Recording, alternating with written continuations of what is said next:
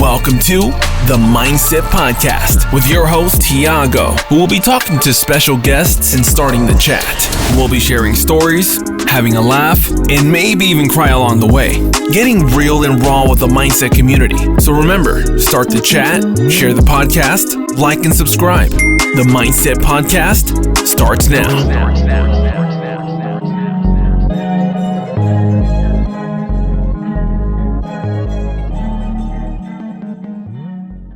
We got the brother Tommo on. Hey Tommo, what's happening?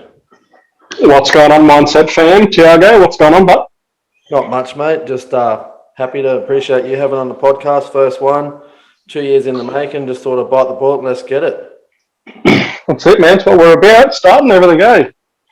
Yeah, so Tommo, I know who you are. A few of the community know who you are, but let's have a little intro on where it all began and what you've been through, and just give us a quick brief about yourself, what you do, and all that, and then we'll get into the question time. Yeah, easy as. All right, then. I'm Tommo, 33 years old, father of three, and I've got a little step-lad. Basically been in and out of mining since 2012. Left for a few years, got back into it 2018, and just hit the ground running since then. Don't really plan on getting out of it anytime soon. Got some big ambitions and big goals to achieve with my partner and with life. So, yeah, kind of stuck with the mining community and mindset as well. So it's good, man. So it's a little backdrop of who I am. Yeah, brother, that's good. Sounds good. So where did it all begin? What made you get into mining in the first place? Probably the same as anyone, my man. Sick of being broke. As a young fellow in 2012, I was an electrical apprentice. Got the opportunity to go and do oil and gas to finish my apprenticeship, which was pretty cool. So I basically used to do 5 and 2. Living in Brisbane, I used to drive out to a place called Chinchilla, and I'd work out there for my company, and we'd subcontract to Hutchie's doing a big job for QGC. For the gas pipeline. So we were doing a massive control hub there. So we had to wire everything up and get all that crack-a-lacking. And it was good, man. So that was the start of my drive, probably FIFO and drive-in, drive-out career. Yeah, copy. So just the big dollars attracted you and a bit more time at home with the kids and that sort of stuff? It was well before kids, my brother. Well before kids. But yeah, just mainly the money, man, because I wanted to, live the life. And back then, the money was exceptional. It was the pre-boom, and when it all kicked off with the oil and gas. So I just kind of wanted to take advantage of what everything was in the situation, man. Be the young fella with lots of coin and gold chains and all that kind of stuff, and just basically be silly. Living the good life and actually doing the hustle. That's it, bro. That's it. And not doing it the naughty way, anyway. No, that comes later. That comes later. Right. So what sort of struggles and hurdles have you been through whilst been in the mining game? Probably faced the biggest struggle, man, is being away from everyone, like that feeling of isolation. When you're at work, you've always got good banter and good bit of horseplay and everything with the lads, and you build a good rapport by being just stuck with a certain crew, but you go back to your donga or your room or whatever camp facilities or accommodation you have, and you're literally by yourself, and your head can be a pretty dark place to be alone in, and got pretty unhealthy at one stage. Leaned towards the drink and probably thought that was a good way of coping with being lonely. That never really works out good for anyone, and that impacts everything else. Like you come off work and you're on the piss, and you're around your family and you're on the piss just because you think that's the norm, but it's not. It's not a coping mechanism. It's nothing to. It doesn't really accommodate anything but negativity, man. But being a young fella, and even not of recently, but in the last couple of years of mining, that's what you did. Sit around and have a drink with everyone. But when you come home, man, there's no one to drink with, but you're doing it anyway. Yeah. Yeah, it's a hard one that you get sort of stuck into because you're sort of away from all your friends when you are that young sort of pup running amok. When you go out there, you have fun with all the boys. then you go home and then you sort of lost those connections at home with all your mates. So you sort of feel alone back at home and you're not really real friends with the guys at work. You are, but it's a different type. It's a work friendship. It's more of a brother sort of friendship out there. Yeah, and then you go that's it. Well, you've only got, it's just hard coming home to, like me right now, man, my missus is at work, kids are at school, you're just sitting here by yourself on husband duties. Yeah. And then you go back to work and you're like, oh, what did I do on my days off? You sort of have that sort of regret, oh, I didn't do this, I didn't do that with the kids, or I should have done more, I should have mowed the yard a bit better, all that sort of stuff.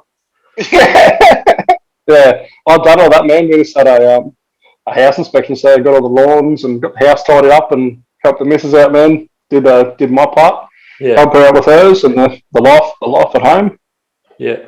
Yeah, I feel a little bit guilty sometimes because the kids go to daycare and I come home, I get the first day off sort of thing, get to do what I need to do, get the odd jobs, clean the cars, do all the stuff that the missus can't have enough time to do because she works full time, and then I sort of get those little hurdles out the way, and then you feel guilty because you don't have the kids at home, and then the weekend's full on and you're not used to the kids again, so they overwhelm you and you don't want to get angry, and it's a shit show sometimes. Yeah, man, it can be pretty fucked. Like, I'm definitely guilty for that. Not so much in this job, but when I was drilling, man, like, we were remote, so I didn't really talk to anyone for, I don't know, I didn't really have a roster for my whole drilling career. So it was meant to be 20 and 10 or 2 and 1, but it would always blow out to like 4, 5, 6, 9 weeks sometimes. So, and normally when you do an exploration driller, man, you got nothing except you, a can, and the bloke next to you. Oh, that's your life. And then you come home and it's like, what the fuck are all these people doing? Yeah.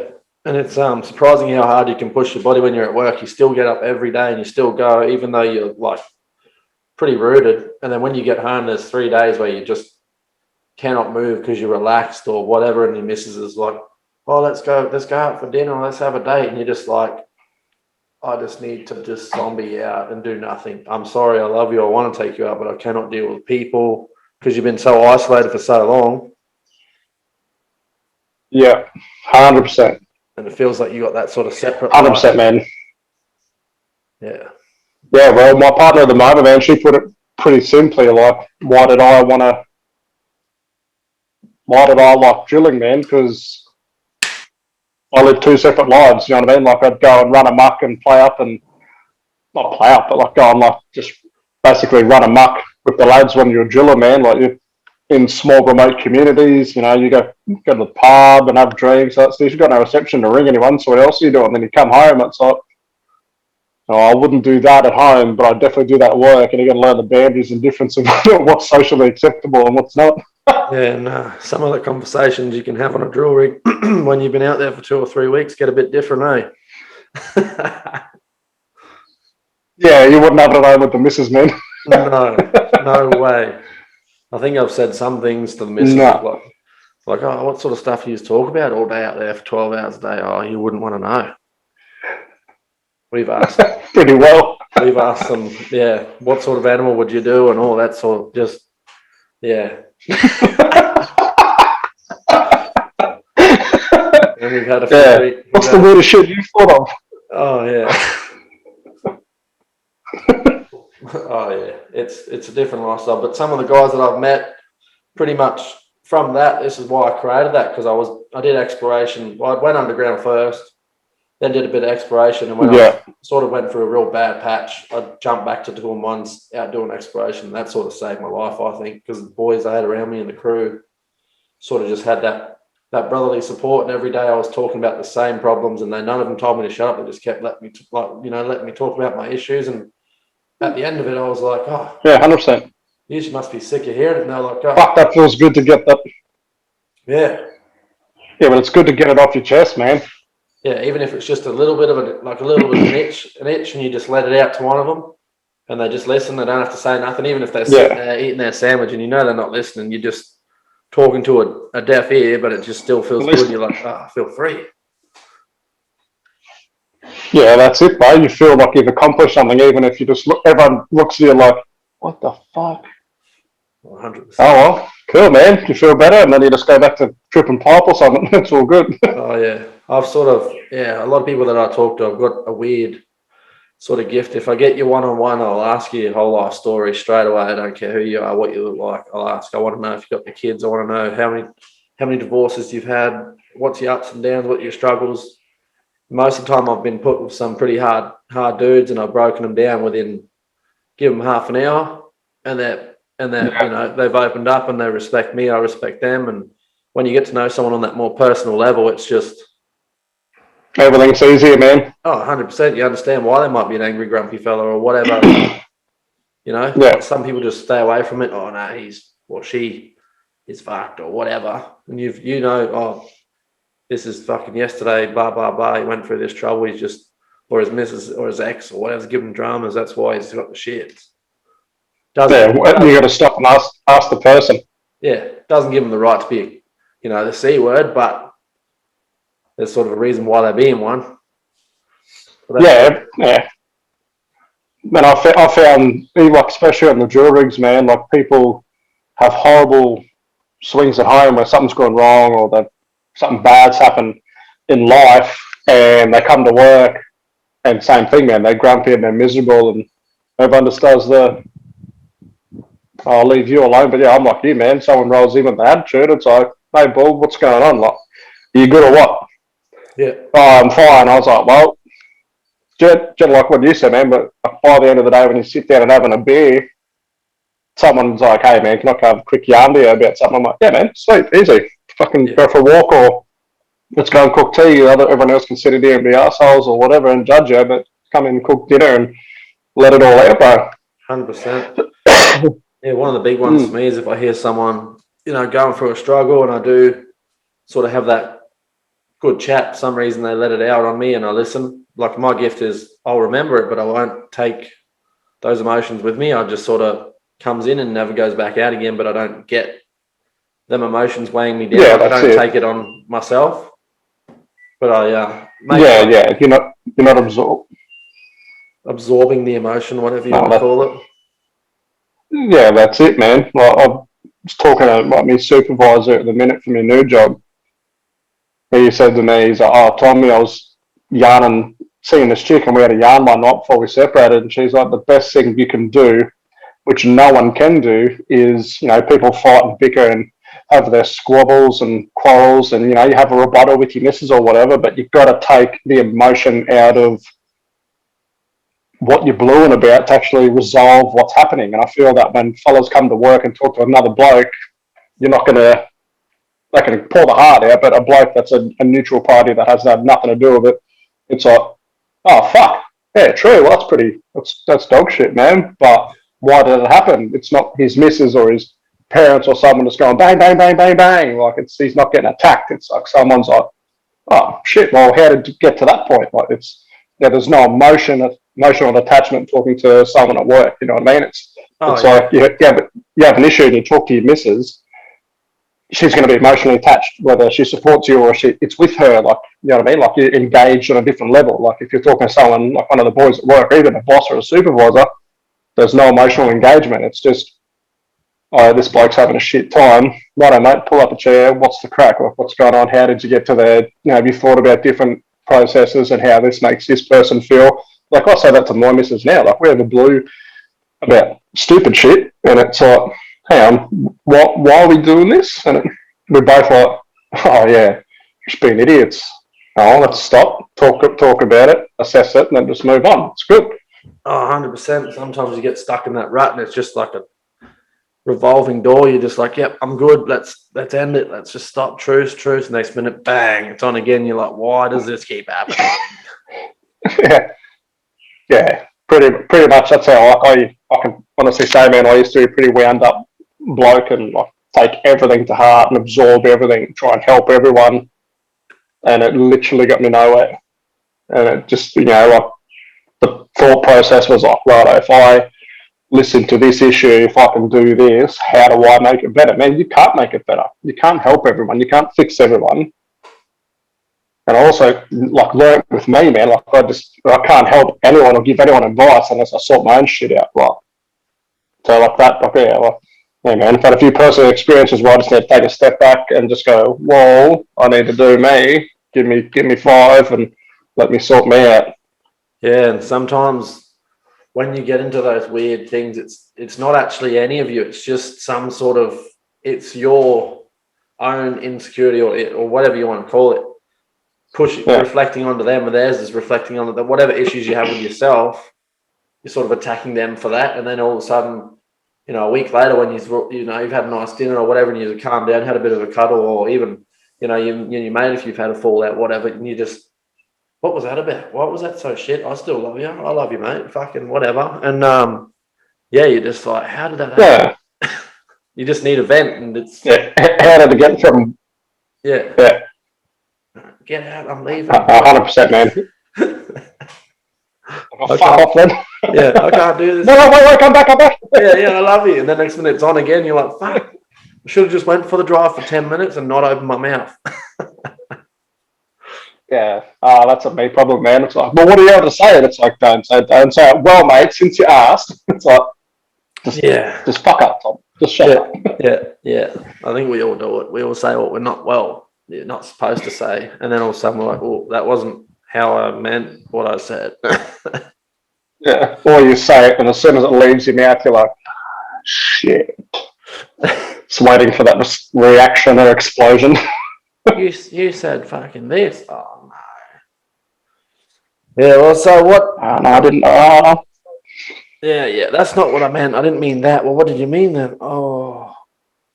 And then you think about it too much, and you're just like, how do I even explain what I'm trying to say? Because it just sounds like I'm backtracking, but I'm not. It's come out. You've taken it the wrong way. Yeah. Or it's been right. Well, what else, bro? What sort of troubles have you been through, and how did you get over them? Because I know I've been through some stuff. I've had help. I've been on medication. I've seen counsellors. I've seen psychs. I'm still doing it now. I'm still trying. I'm sort of off the meds now because I sort of went into zombie mode and I didn't like it at all. And I think 100%. Figured out my little recipe for now. I think you just got to find that happy medium or whatever works for you at that time, because it always changes. It's never the same. You can't just stay on the same thing or just keep doing the same thing. Sometimes you need a break, or I do anyway. I'm not saying that's for everyone, but yeah. What's sort of your little mix, or what have you been to figure out? Man, I hit rock bottom probably 2 years, just under 2 years ago. Me and my wife separated. I think FIFO impacted on that, me working away impacted on that, man. And I hit, I hit rock bottom, man. And my now partner and 3 or 4 good mates and my family really took me in, and I couldn't speak, I couldn't do anything, it was horrible. So that was probably the lowest of my low, man, when all that shit happened. I lost my little girl and they relocated and I relocated and everything. The whole world just did the big, fuck you, Tom. But yeah, man, I went and spoke to someone because my family were worried that something bad's gonna happen. And I couldn't answer them. I couldn't give anyone the answer, man. People are are you okay? And I was like, fuck no, I'm not okay, man. Do you think, what is there to be okay about? All this has happened, and someone asks you if you're okay. I know it's the most common asked question. You see someone saying, you're like, hey, what's wrong? Are you okay? And then I was just angry, man. I was just like, what do you mean, am I okay? You know what's happened. You know how it happened. You know the process of it. And you're asking dumb questions. And then I started talking to someone, the counsellor I spoke to about everything. She was amazing. And I never thought I'd talk to anyone because it's always had the stigma of, shit, you're right, hard enough, stuff in a bloody little skirt and all that kind of rubbish. But, man, I was broken, bro. I didn't eat, couldn't sleep, was on the piss. That wasn't doing anything. I could drink a bottle of whiskey and be straight as an arrow. And then, my mum and dad were like, well, I think there's a different way of dealing with it. You got to do what you got to do, man. Everyone has the chemistry they need, and I could not figure out what I need, man. So yeah, man, I got on the bag, I got on the piss, I tried to numb everything physically possible, so I couldn't have to deal and feel with it. But yeah, once I went and spoke to this counsellor, Jenny, man, she just slapped the shit out of me with all of her knowledge and words, bro, and it just kind of broke me down even more. But it's what I needed. Yeah. So that's when like it took, people say you have a rebuttal with your partner and all that kind of stuff. Like it takes it to a whole new meaning, like taking the emotion out, like I was saying. But she was the neutral party. There was no emotion involved. Like cancers are blunt and dry, man. Like they act like they could not give a rat's ass what you're saying, but they just look at you like a zombie. But it's what I needed, man. I just needed to cry. Like I didn't. I cried for like 2 days talking to her and like just let it all out. And she was like, "Yeah, right. So what do you want to start, Tom?" I was like, "This is why I've come to you." Yeah. You're supposed to tell me how to fix it. Yeah. So yeah, but like that's what I mean. So we started with stuff that she thought happened like 10 years ago, and then like built and shut doors, built bridges, shut doors, built bridges, shut doors, with a whole heap of personal stuff.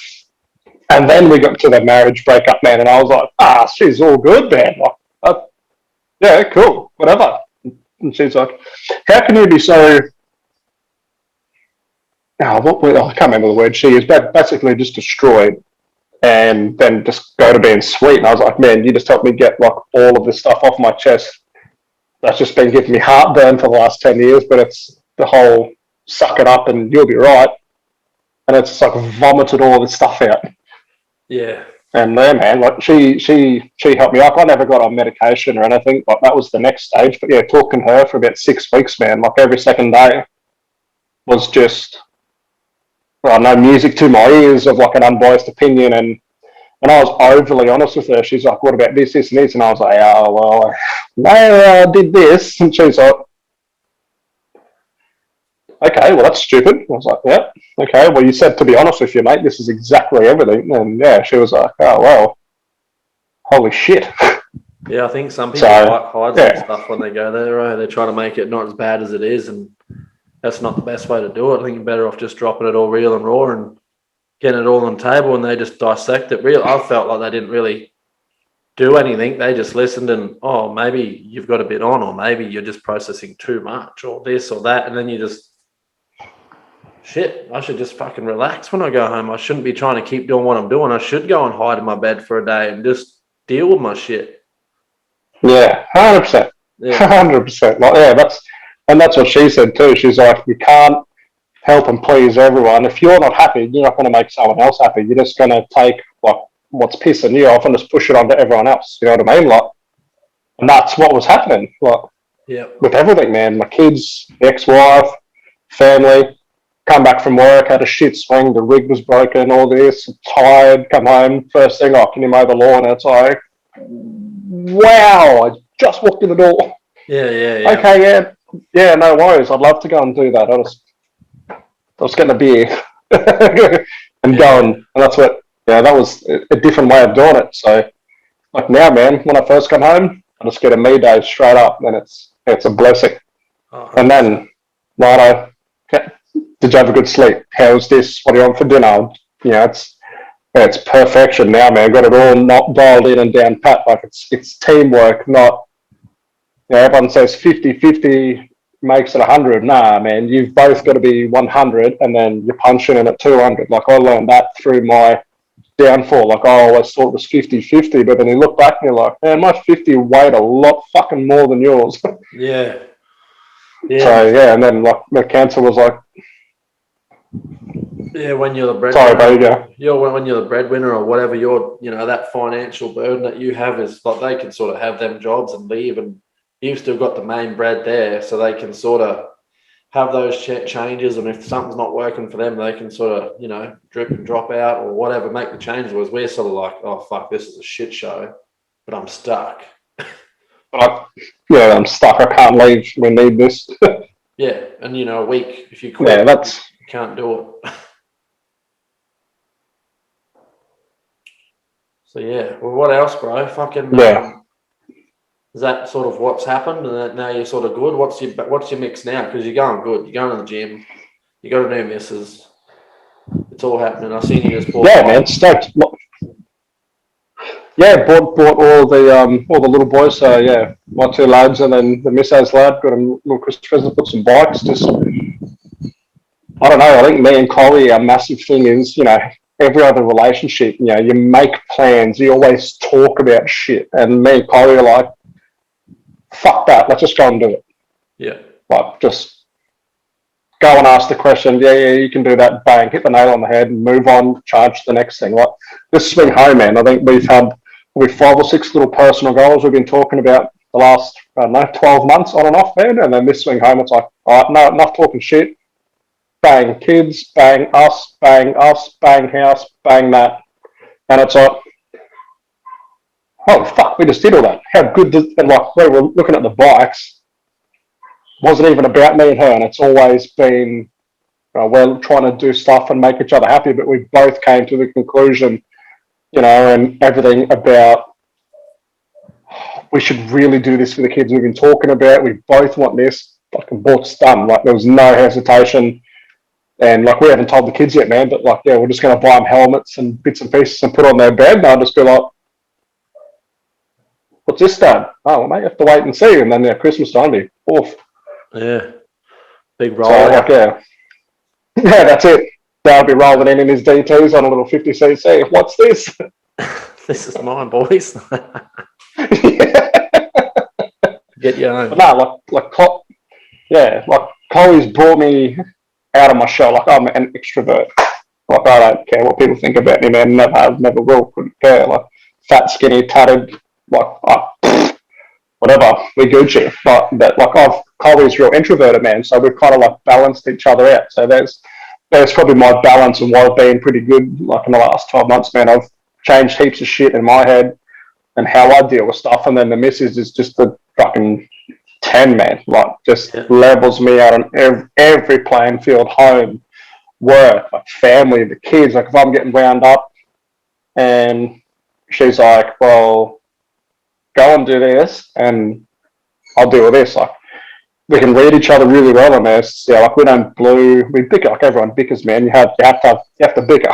But like, yeah, every other miss of that, there's like screaming matches and all that kind of shit. But nah, not now, man. Like, yeah, that would be my chemistry, like having her, man. It's just leveled me 100%, man. Like, we talk about everything. Like, there's no hiding shit. There's no being secretive. Like, yeah, she's like my biggest fan, biggest supporter, and then like got my back no matter what, man. Yeah. I think that's I'm not an extrovert, but my missus is a 50-50. She's introvert, extrovert, but she knows sort of her extrovert limits, because I think extroverts, they just keep going and they want to please, they want to go out, they want to socialize. They don't actually have them introvert me days where they just sort of Netflix and chill or whatever they need to do. So you just sort of run yourselves at more mental capacity. So it would wear you out way more, because I'm an introvert. I'll dodge, I'll fucking weave if I have to get away from crowds. I love people, but I like my sort of close knit people that I really know real well, and I like to keep sort of that. I like to meet new people, obviously, and let them in and stuff like that, because that's what I'm about, and I like helping people. But I sort of have that real close knit, and I used to be out there trying to be the social butterfly, pushing myself to be someone that I wasn't, and now I've accepted. You know, if it's the right event or it's the right thing that I actually enjoy or passionate about, I'll go and jump in one of these mental health walks or whatever I've got to do. I love that, but I don't want to go 100%. party in the clubs like I used to and just waste my energy, because it would drain me to a whole nother level. I'd have 2 days, probably wouldn't even be hungover. I'd just be drained from trying to socialise and put myself in places with people I knew I didn't want to be around. Yeah, 100%, man. See, that's like, yeah, I don't remember the last time I went to a club, man. Like, I hate people, but at the same time, love a yarn. Yeah. I love a yarn in the right place with the right people. Yeah, 100%. That's what I mean. Like, you know, 33 now, man. It's only taken me 33 years to realise that. Yeah. Yeah, it's the same with me. It's sort of like, you know, I'd rather go out for a nice little dinner date with a few people or whatever I want to do. Like, I love meeting new people, don't get me wrong, and having a barbie and, like, you know, this Mineset community, all the people that we've got involved with that, all good people, all about helping each other. I love that sort of stuff. And that's, what I'm about. But we might have to 100%. sort of round these questions up for now. Chat, share the podcast, like and subscribe. The Mindset